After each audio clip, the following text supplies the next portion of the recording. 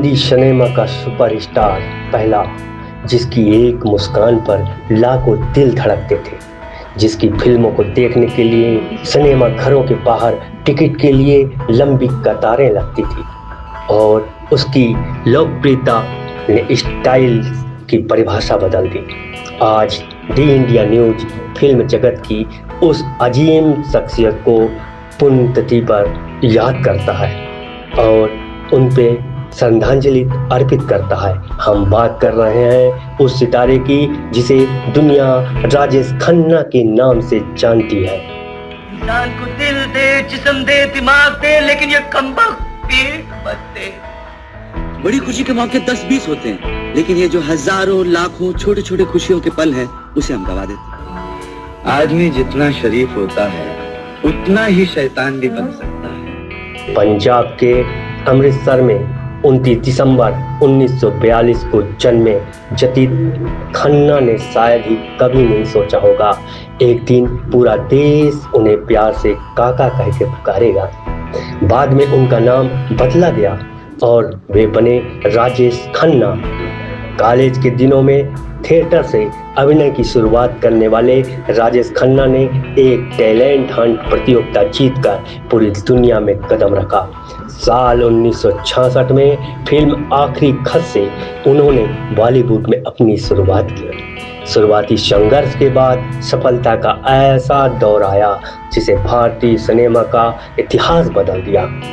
साल 1969 में रिलीज हुई फिल्म आराधना ने उन्हें रातों रात देश का सबसे बड़ा सितारा बना दिया।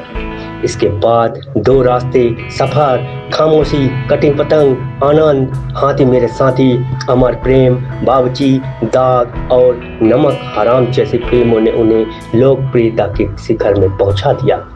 एक समय ऐसा भी आया जब लगातार 15 सुपरहिट फिल्मों का रिकॉर्ड उनके नाम दर्ज हुआ।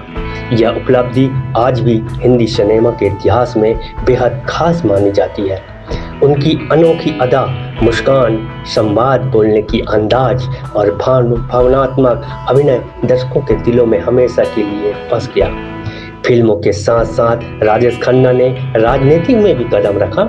उन्होंने नई दिल्ली लोकसभा सीट से चुनाव जीतकर सांसद के रूप में देश की सेवा की। हालांकि समय के साथ साथ उनकी फिल्मी कैरियर धीमा पड़ता गया, लेकिन उनके चाहने वालों की संख्या कभी कम नहीं हुई। निजी जीवन में अभिनेत्री डिम्पल कपाड़िया से उनका विवाह हुआ। दोनों ही दो बेटियां डिम्पल खन्ना और रिंकी खन्ना हैं। जीवन के अंतिम वर्षों में वे स्वास्थ्य संबंधी समस्याओं से जूझते रहे और सार्वजनिक जीवन से काफी दूर हो गए। इसके बावजूद उनके बंगले आशीर्वाद के बाहर प्रशंसकों का आना जाना कभी पूरा थमा नहीं। 18 जुलाई 2012 को मुंबई में 69 वर्ष की आयु में राजेश खन्ना ने अंतिम सांस ली। उनके निधन के साथ भारतीय सिनेमा का एक स्वर्णिम अध्याय समाप्त हो गया, लेकिन पर्दे पर जिया गया उनका हर किरदार आज भी दर्शकों की यादों में जिंदा है।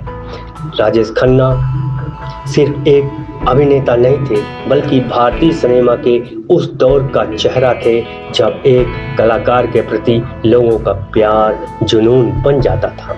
उनकी आवाज, मुस्कान, अदाकारी और अमर फिल्मों आने वाली पीढ़ियों को भी प्रेरित करती रहेगी।